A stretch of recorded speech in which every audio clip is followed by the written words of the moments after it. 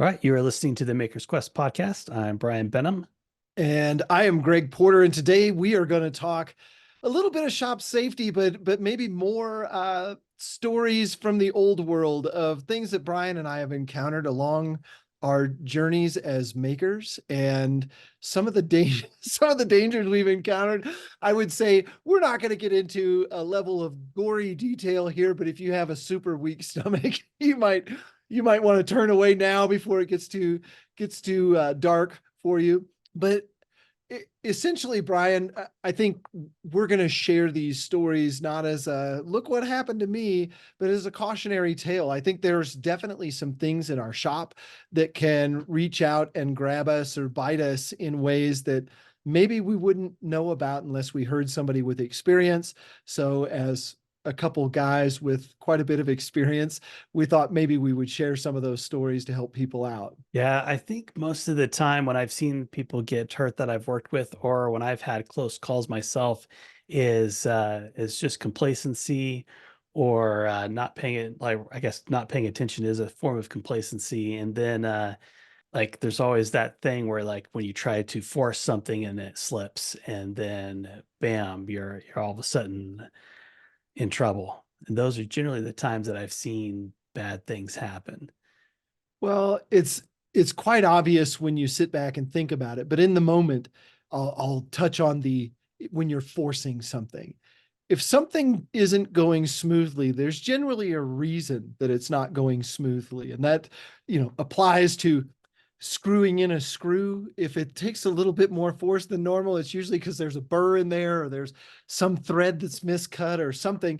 And the same with any kind of rotating, cut your arm off type of equipment. If it's not going perfectly smoothly, there's probably a reason, whether that means the work is pinching the back of your blade or there's something blocking. I know I've seen before table saw fences that aren't square to the blade or that aren't slightly, I guess, open to the blade can cause issues where they pinch, and it doesn't always happen in every single material. Sometimes it's a material that either cuts really, really straight. Some materials cut straighter than others. I don't know how to describe that, but then you get into those situations, or if you keep pushing, then it becomes a huge, huge problem. But the complacency side of that, let's touch on that for a minute, because I think I see it myself in that I do a lot of very, very, very repetitive tasks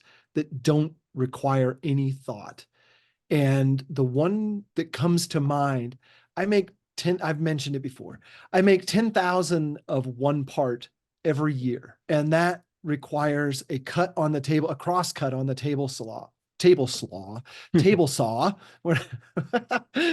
Slaw kind of sounds good, actually. But I do 10,000 cross cuts on the table saw, and I do them one after another. There's a stop on there. You don't have to think about it. You just jam the material against the stop, run it through the saw, I take the eraser end of a pencil, and that's how I control the parts coming off.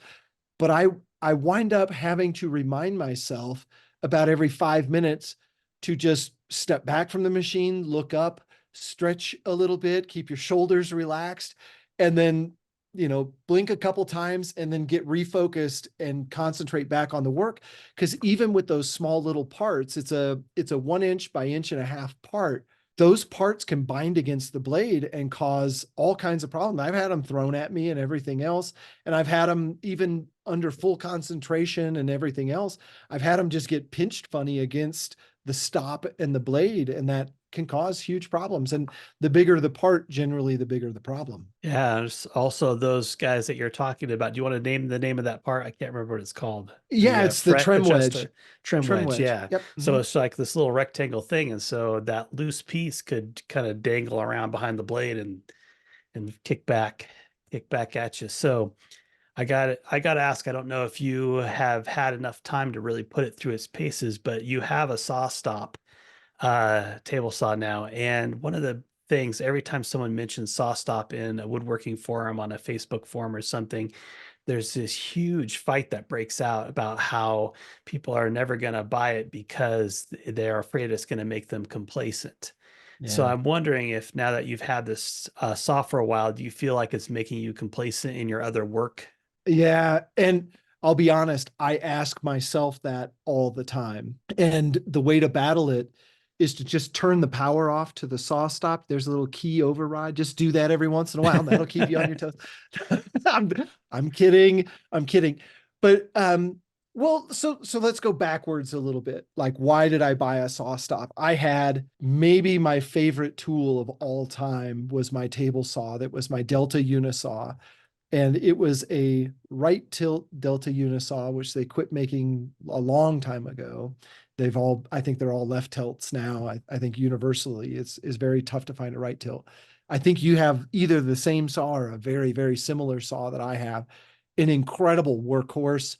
The quality of the saw is as good as it gets, right? Every single cabinet shop in the United States had that saw. And I asked somebody, should I get a saw stop? And somebody said, well, when the cost of losing your fingers exceeds the price of the saw, then it's time to get a saw stop. and so it took me a few years for that to really set in. And I asked myself one day, and I didn't have a close call or anything like that. There was no real impetus. It was just, am I to the point in my life where if I lost a finger, it would really set me back in a lot of ways? And, I'm a guitar player and I work with my hands in very fine detail type stuff all the time. And it's like, you know what? I can't afford to lose the tip of a finger, much less the whole thing. And that was what spawned me to really start looking into it and get the saw. I used a saw stop when I was on sabbatical in Boston in 2017, and it was maybe one of the nicest saws I'd ever used. And I've said that before, I think on this show, that the quality of the saw stop is is what's so attractive. Take the amputational piece of the saw stop away, and the saw is a fantastic saw. It's very well made, very well balanced, super smooth, very powerful, all of the things that you need in a table saw. So that was the reason I bought one. But I can tell you that I've used a table saw for, I'm going to say 40 years. It might be a little less than that. I grew up on a radial arm saw, which is even better. Yeah. Way more dangerous because that saw rotates in the same way that you're pulling it through your work. Like it just wants to eat you alive. And I started using the radial arm saw. It came from my grandfather. And I want to say I was maybe like 11 years old when I started using that under my dad's supervision. But then I would sneak off when he wasn't around and use it and clean up and make sure he didn't know. But so the table saw, when I got it, I was like, man, this is so much safer than what I'm used to. And it was, and I've always approached that tool from a very safe perspective. Like if your hands are anywhere near that saw, why don't you have a push block in your hands? And there are some situations where you have to deal with your own comfort level, but there are some situations where it's like, you know what, a push stick is actually going to make this situation maybe more dangerous. So where are you at, right? And you got to really take your time, and when you're doing something like that, be ultra aware. With the saw stop, I approach it the exact same. I don't want to ever set that saw stop off for two reasons. I don't want to trust it. And number two, I don't want to have to pay for the cartridge and the saw blade because I'm cheap, just like my dad's cheap. So from that perspective, I know I haven't lost a step now. I'm what, 6 months into my saw stop, I think. Um, I don't think I'm going to lose that. And it's because it's so tightly ingrained in my brain. And I really don't want to test it out. I don't want to have that first accident with the saw stop. I don't want to be one of those people that puts their cut finger on Instagram. That is totally unappealing to me, Brian. Yeah. Uh, so from that perspective, I guess give me your thoughts on, you don't have a saw stop. You have a unisaw like I used to have. Hmm. And when you approach that saw, tell me what that's like in terms of why that might be different than what I would, or someone with a saw stop might do. Yeah, so I'm very much a creature of habit, and I think if you start out with good habits, and I think that's kind of something that we've may have lost a little bit in America with schooling, because we don't have like the shop classes as much as we used to, or it's not as prevalent as it once was. And or you don't have the dads that have the tools to show the kids how to do it, because of course now everything is a throwaway society and sauced up. We're getting off into the weeds with that thought, but one thing that, being a creature of habit, that I don't even really think about it anymore, because I approach the saw the same every single time. On almost all the cuts are all the same. I generally have it ingrained in my brain that if I'm getting below 2 inches ripping a cut, I need to get my push stick, and I've built a little tool holder that has my push stick hanging right there, so I can just reach up and grab it. Even if I forget and I've already started the cut, I can just reach up there and grab it. So it's just like this huge habit thing for me. But with that said, I think that just naturally we adjust to our situation. So like if I'm cutting a circle out of a piece of plywood on the bandsaw, and I have the bandsaw guard all the way down to cut that plywood, I'm feeling very safe. But if I'm taking a big rough log that doesn't sit very flat on the table of the bandsaw, and I'm trying to make it round so I could put it on the lathe and turn a bowl, and I have the guard all the way up and this huge 12-inch thing of blade exposed. Now all of a sudden that same tool, I'm freaking out. I'm butt puckering the whole time as I'm trying to cut that out. So I think we just naturally adjust to our surroundings, especially if you have experience and you've seen things go wrong. Like if you've ever tried to cut something round the round way on a bandsaw, that gets sketched real fast. Yeah. Thinking about stories I've heard from other people, one of the guys that I encountered out in Boston at the Autodesk Build Space, he was a shop teacher. And so one day he was just going on about what had happened in his shop under his supervision ish. And somebody tried to slice a baseball in half on the bandsaw and lost a finger doing that one, because it just yanks the baseball from you and pulls your hand right into the blade.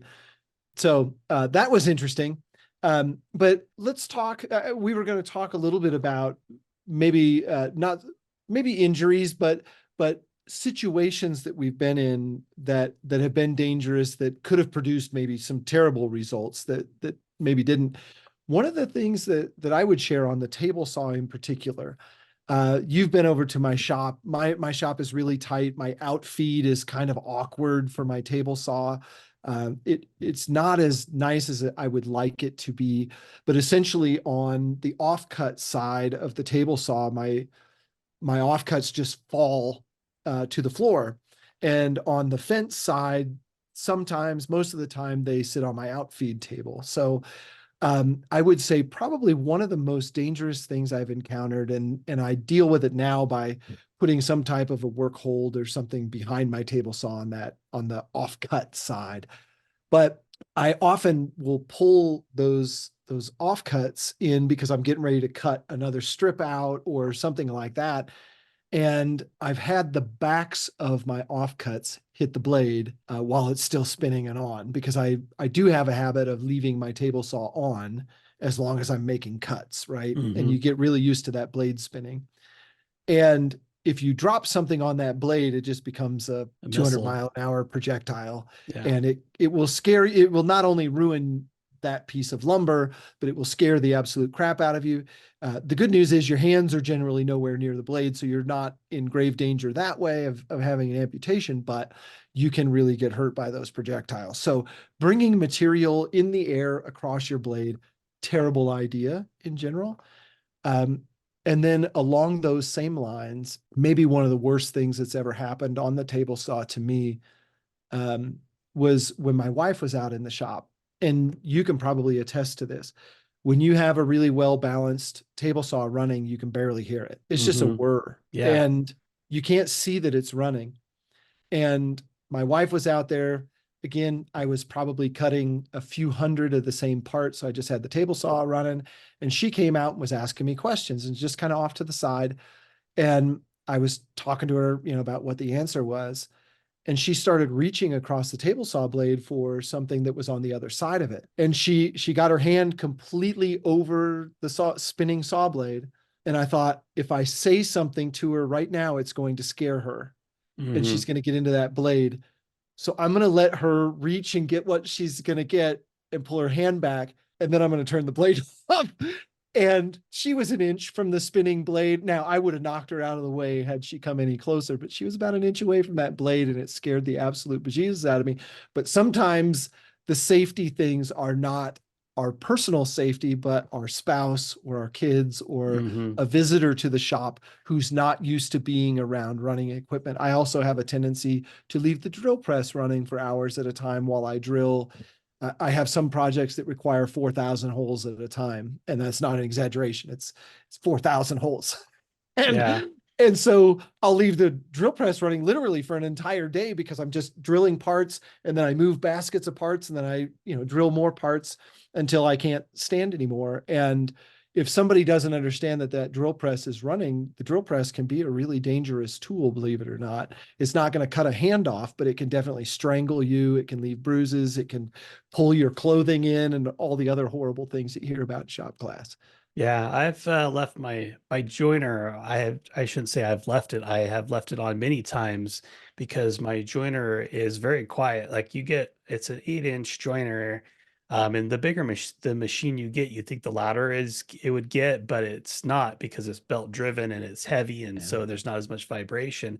So the joiner is pretty silent when you're wearing hearing protection. You can't really hear the motor running and the dust collector running, so it's just background noise. I've quit for the day and took my hearing protection off, shut the dust collector off, and then realized the joiner has been running for the last 2 hours while I was doing other things in the shop. That's happened to me a lot just because it's so quiet. Well, that would make a heck of a racket if you laid your beer can on there like everybody tends to do, right? Yeah, well, thank God I have the lamb chop guard, Yeah. so it's the blade's always covered. But yeah. Yeah. That's pretty crazy. Well, one thing I wanted to ask you about, because you've mentioned this before, that when we're woodworkers or we're makers of any kind, um, you can look at somebody's non-dominant hand, and essentially your whole life is your dominant hand trying to kill your non-dominant Yes. hand. And I, I've heard you say that maybe more than once, and I guess some of those thoughts probably come from some experience. So just shed some light on where that theory comes from, Brian. Well, when I was a kid, I was probably 10 years old or something, and I was getting into woodworking because that was when I was 10, I think was when the new Yankee Workshop started on PBS. So it was a big deal, and I thought this was really cool. This is what I'm gonna do, right? Like Norm had a huge effect on me, but my mom had this rule like you can't use any of your dad's power tools unless he's there supervising you or when he gets home from work. She's like, I'm not taking you to the emergency room, and have to explain that. I let this 10-year-old kid use a radio arm saw was what we had in the garage. And so I was like, okay, well, that's fine. Roy Underhill's also pretty cool. He's all hand tools all the time. So I can Yeah. go build some stuff with hand tools. And I was trying to pry or carve something with a chisel, and I slammed that into my thumb, and I cut that chisel was nice and super sharp because Roy Underhill has also a great instructional episode on sharpening chisels. So I sliced that thing all the way down to the bone, and it was like an inch and a half across the cusp of my thumb, or the crook of my thumb right there. And so my mom ended up having to take me to the emergency room to get my first set of stitches at 10. And then, of course, they had all kinds of questions like, is this abuse? Because, when you go to the emergency Oh yeah. room and you're taking your kid there, they want to make sure it's not abuse. So, of course, my mom had to endure all that fun stuff. But that's kind of where I've come to that conclusion that no matter what, um, your dominant hand is trying to kill your non-dominant hand. Well, you touched on another point that I hear a lot of people make, and you probably have as much experience as anybody I know. using tools that have to be sharpened. But the rule that I was taught was there's nothing more dangerous than a dull tool. Hmm. And which makes me think, well, the sharper you make them, the safer they become. But is that really true? Yeah, I 100% think that's true. So I don't want to say the guy's name because he is a very, very talented woodworker. And I follow him on Instagram, or not Instagram, on TikTok. And he was having this debate with this other woodworker about how tall you should have your blade. And the other woodworker said, well, my table saw blade's only a little bit taller than the material I'm cutting because I think that's safer. And then he was saying, well, if you raise your blade up, the centrifugal force of the blade is going to push the material down onto the table, so it's not going to likely ride up. And I was like, man, I feel like this guy's just making it up just to make a video because he's going from woodworker to content creator now, and which is a sad thing in itself. I enjoyed his woodworking content, but now he's like going off the rails saying that you should have your blade super high. And I was thinking, well, there's two things that I think are the two most important things you should learn as a woodworker is one, sharp tools. So if your blade is sharp, it's going to cut fast and it's not going to allow you to push so fast that it's going to push that board up to right up on top of the blade or right up on the blade, and two, approach your work with finesse. So you need to adjust your speed based on what you're cutting. So if you're cutting a really dense wood, you need to slow your rate of feed down versus softwood where you can push really fast. So if you have a dull blade, you have to slow your feed rate way down more than what you think you're going to do. So I was just like, man, this guy is like losing my respect points by his video because he's missing the two most important things of woodworking, and that's keep it sharp and approach with finesse. Well, and I guess I go back to, right, it's a poor carpenter who blames his hammer. And you should be able to make less than optimal tools work for you, but it requires that attention. Like you said, listen to the feedback that the tool is giving you, and it will tell you faster or slower Mm-hmm. most of the time. But well, so as far as the other tools go, I would ask Brian, like where have you found maybe not the most danger in the shop? I think you could point that out pretty quickly, but where have you found the tool or the area of the shop that has caused maybe the most close calls for you? Oh, the router table all day long. The router, the router table is it think when something catches, it catches fast and it'll blow out a piece. It'll tear up a piece. It'll kick it out of your hands if you're not careful. Yeah, the router table is right up there. I haven't really had any scary things because I think the first time it happened to me, I was like, okay, I need to approach this with much more respect. So it's kind of like that, having the bandsaw blade guard up, cutting the wobbly log. Like you got to really like keep your wits about you. So now, like once I had that first piece in grain catch on a piece and blow it apart in my hands, I was like, okay, this tool needs more respect. I need to slow my roll way down and take a lot more caution with it and learn how to operate this safely and implement more things. The second tool is the lathe, and that is just because I don't have the experience on the lathe. Same kind of thing when you're turning, you get catches, and that's totally normal turning to get catches. But the lathe has hurt me a couple of times. Yeah, couple of times I've had things fly off and hit me in the face. Luckily, I have a face shield. The one time that I thought for sure I was going to the emergency room is the lathe was spinning, and I had the the tool rests.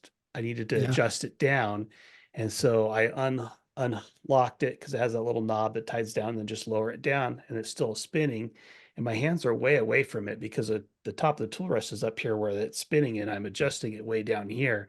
But the tool rest swung a little bit and hit the workpiece that's spinning and it slammed the tool rest down onto my hand and like pinched it between that banjo thing and the side of the tool rest. And I thought for sure I broke my finger, but it was okay. I just had a blood blister like the full side of my Oh, full length of my finger for a couple of weeks. that's brutal. I want to go back to the router table because this is one I think about all the time. And I I too I spend a lot of time. I have a setup just like, not just like, but similar to what David Marks had in has. I'm sure he still has it, but Mhm. in the woodwork series, that was where I saw it the first time. The table saw and the router table sharing a fence, sharing a surface, and I can remember seeing it the first time, thinking that is genius. And of course, this was before YouTube and everything else. Like, so you didn't get to peek into other woodworker shops unless you had like woodworking magazine or whatever that was. Popular Woodworks. I can't remember what it's called. Yeah, there's a It, couple of them. yeah. And you know, every once in a while my mom was shopping for groceries, I'd go in the magazine section and peek through the woodworking magazines, but they rarely showed shop layouts like that in detail, right? Like you would see a picture of a guy working at a table saw, but you wouldn't get the context around it. And so from that point forward, it was like, oh, this is a very powerful combination, right?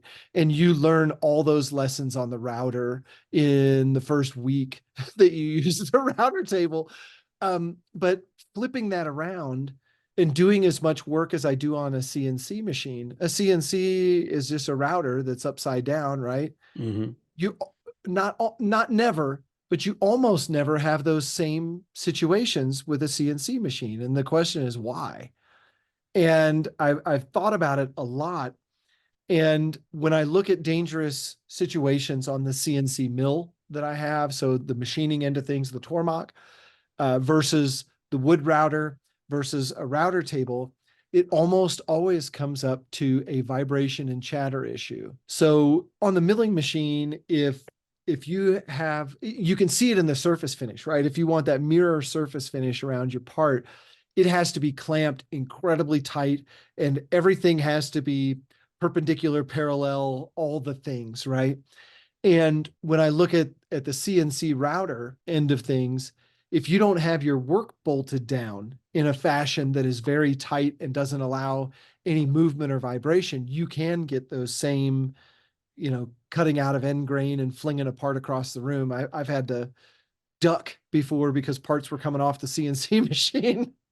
And that is a scary situation when you have, again, that much power and force behind something that's just launching off across the room. But on the router table itself, I have found a couple things that if you're going to be cutting end grain and doing some sketchy things, number one, tools stick out is a thing. And then do you have a straight cutting tool or is your tool shearing at an angle? That's incredibly important as well. You want an angled tool. Angled tools can still cause you the same blowout, tear out problems that will tear parts from your hands. But if you're moving a part on the router table and you're able to put it in some kind of fixture that allows you more downward pressure to keep the vibration from happening in the part. Because if you're just using your fingers, that vibration comes up through your fingers. At least that's been my experience. Where if you're using a Destaco type clamp or something like that, it takes that vibration out and really solidifies the part.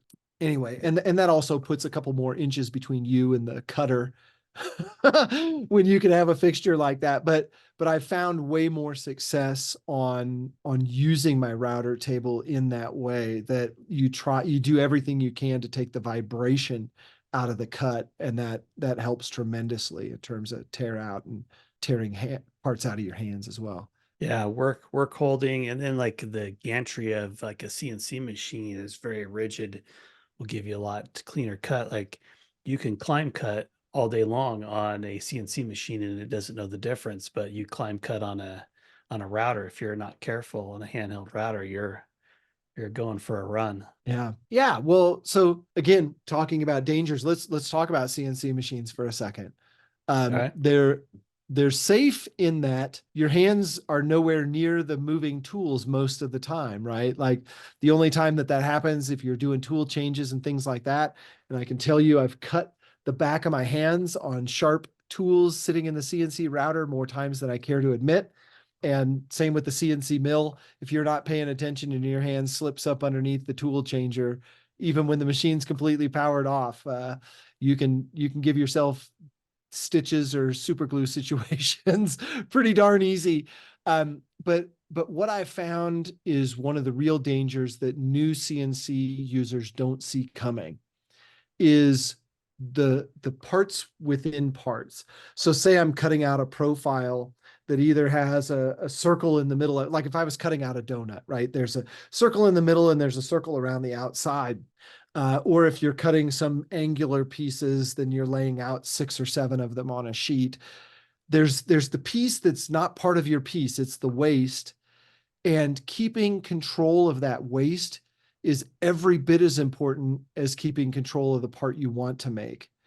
Um, I've had several occasions where those parts have broken free and just flown across the room, or they get stuck up in the bit, and then they cause that to create a whole different kind of havoc on the machine, where it just starts tearing whatever sheet you have, either clamped or bolted or double stick taped down, however you're holding your work.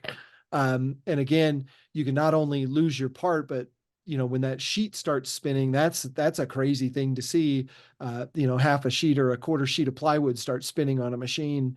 It's very, very dangerous to be around. And then sometimes with that spinning bit, if a piece gets caught on there, you can't hardly hit the emergency stop button because you can't get close enough to it because there's parts spinning, and you can't get your hands in there. So I would say that's one area of the shop. The other thing on the CNC machine, then I'll stop for a second, is the dust boot that we like to have on our CNC machines. We like to make them very easily removable, so a lot of them are held on by magnets. And I think I've had 3 of them now come loose in the middle of an operation and get caught up in the router bit and then fling across the room. And those dust boots on, I know the Avid one weighs, it's made out of acrylic, and it's like 2 layers of 1/2 inch or 3/4 inch acrylic. It's super heavy. And I got hit by it one time in the hand, and I thought, just like you, I thought I was going to the emergency room with a broken hand. It hit me that hard. Ouch. Yeah. Did you swell up? Big swelling up? Oh yeah. Yeah. No, it was black and blue. Everybody thought I got in a fight. I'm like, no, I'm Nice. way beyond those years. Yeah. All right. So we started the podcast saying we were gonna talk about some horror shows. Yeah. You got one? Um, oh my goodness. I've been in. I like to say I've narrowly escaped death a number of times in my life, and once literally by an inch or two on, almost got hit on the highway. Not being in a car as a pedestrian, almost got hit by a car going sideways at about 70 miles an hour. But in the shop, probably some of the scariest things that I've had have not been the rotating tools or things of that nature. It's probably been more on the automotive side of things, and getting pinched in between something where you can't get loose. And that is the scariest of scary things, when you can't reach your phone because you can't move your arms, or you can't get your feet free because your feet are trapped underneath something that's too heavy to lift. I've had a few automotive lifts in my life. I have one now in my garage, and that can actually be one of the most dangerous things because it can crush you, and you don't have any way to escape. And when I do a lot of my welding and steel work, I wear steel-toed boots, thank God. And I would advise everyone. And I started wearing my steel-toed boots not because I was afraid of losing toes, but because I like to kick steel things, because sometimes that's an easy way to move something that's heavy, is you just kind of kick it. And 2 or 3 times of that in tennis shoes or some other kind of street shoes, and you'll learn that steel-toed boots are definitely the move, because you can still kick things and not make your toenails fall out. um, but I have had my feet pinched underneath an automotive lift, and that was ridiculously scary because I couldn't reach the hydraulic buttons and I couldn't move. So then all you do is you yell and scream until somebody can get you out. And thankfully, my wife was able to come out, push the button and get me free, it's like the stupidest thing in the world. How did your feet get trapped underneath the lift? Well, I thought I had plenty of clearance. But anyway, there was a situation I was in where I absolutely couldn't get my feet out. How about Nice. you, Brian? All right. So I think I want to tell a couple stories from when I worked bridge construction. Ooh, Because bridge construction, everything is big. Everything is gnarly. I started working there when I was 13, so I had the I'm not sure if the pleasure but opportunity to work with some people that have seen it all. You know, that insurance company. We know a thing or two because we've seen a thing or two. So some of these old guys, and so they would like don't let the kid get hurt was kind of the thing, right? So I was always constantly giving a safety talk. But when the safety talk was over and we went to work, some of those guys didn't follow their own advice. And so I've seen a lot of unfortunate things happen. So I'm going to kind of rapid fire a couple ooh, good. couple three stories here. First story, we built one of our contracts was to build these portable logging bridges, and we would deck them with these big wooden beams as the drive surface. And so we'd stack them up and we'd drill through 3/4 inch auger bit. And if you stack them all up, you could drill through. And so they're all, you only have to lay out the top one. You could drill through a couple of them at a time and save yourself some layout time. So this guy's drilling through with this 3/4 inch auger bit, but the bottom beam starting to move as it's starting to come through, but it won't come through. So of course he's trying to force it now, and he kicks his foot underneath there to help steady it as he pushes down.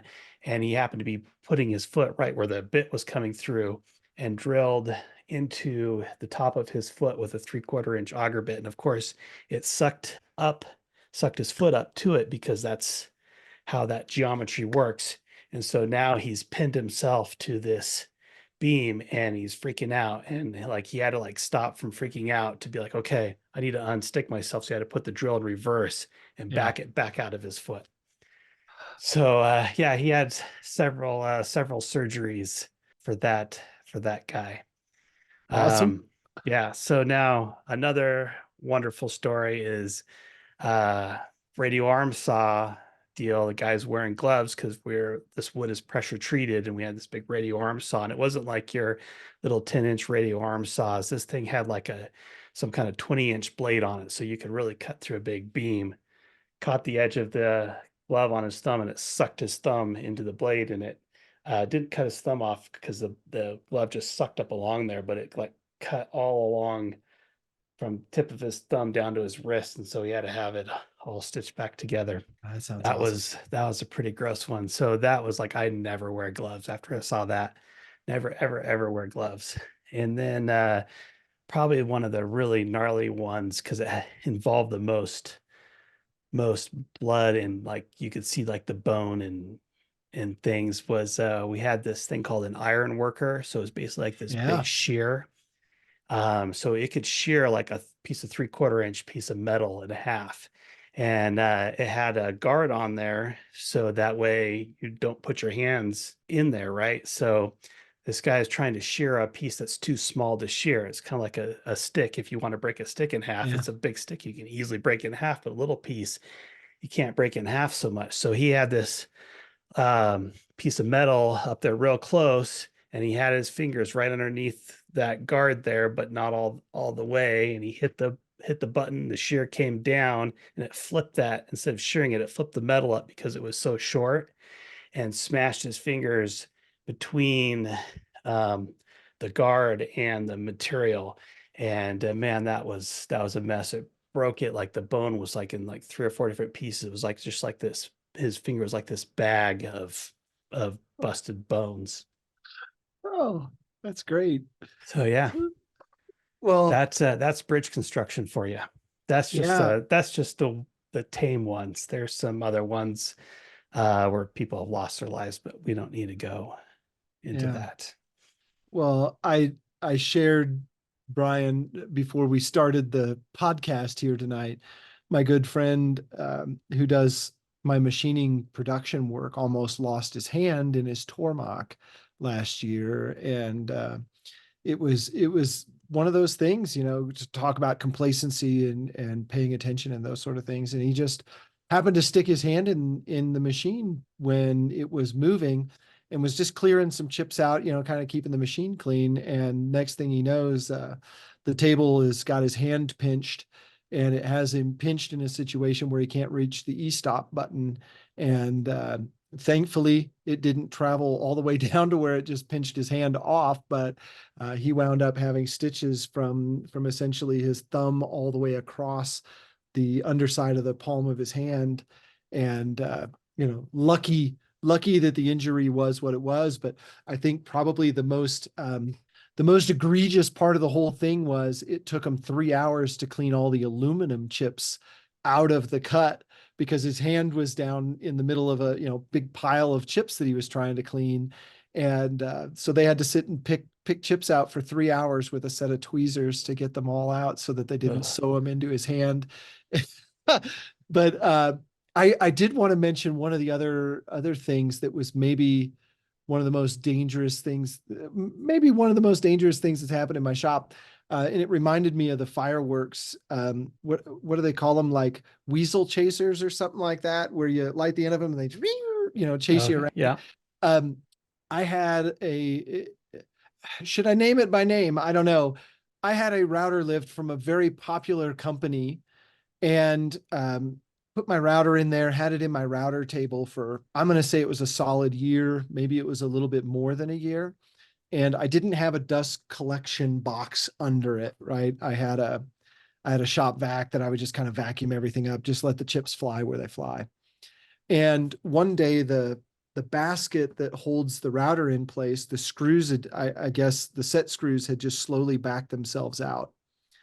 And one day, as I was using that router, the nice thing about routers are they have these really nice long cords so that you can take them around your workpiece. And it came loose, and that router fell down and hit the floor while it was on. And it just started dancing around while I was standing in front of it.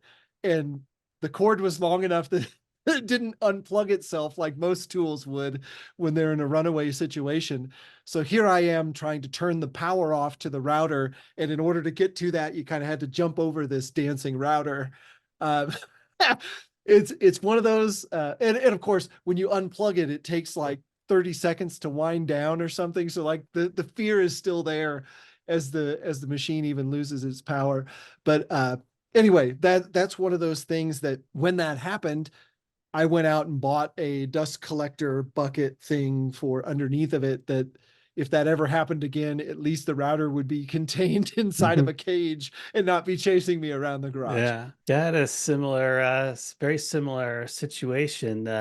Before I had a router table, you could just, a lot of guys take the router, the handheld router, and just screw it to Yeah. the bottom of a piece of plywood. And when I first got started, I had no money to buy any kind of router lift, so that's what I had. And I forgot to tighten it down once I adjusted the height, and I turned it on, and it spun out of that thing, and it cut the cord, big sparks and smelly smoke because it cut the cord and Yeah. blew the breaker. And yeah. Good fun. Yeah. Well, we always think that the danger in the router table is on top of the table, and quite honestly, there's as much danger under the table as there is above the table. You just don't get to it very often. But man, when that happens, it's a scary, scary thing. Yeah. So do we want to end it on that note? That's kind of a funnier note than the blood and the gore. I'd say that's as good a place as any to end it, Brian. It's been great. Number one, just seeing around the corner a little bit, right? The only time that we learn a lot of things by touching the hot burners, right, in our Mhm. lives. And so being able to learn from other people's experience, I think, is incredibly valuable to keep us from making the same mistakes. And, that goes back to our parents trying to teach us all the mistakes they made so we wouldn't make the same ones. But we deal with very dangerous situations in our shops and in our garages. And so just being able to get an extra leg up, I think, is a huge advantage. So we'll cut it off there. I am Greg Porter. You can find me at Greg's Garage and Skyscraper Guitars on both YouTube and Instagram. And I'm Brian Benham, and you can find me on all the socials at Benham_design or brianbenham.com. And you're listening to the Maker's Quest podcast. If you want to listen to any of our old episodes, go to the makersquest.com. Thanks for listening.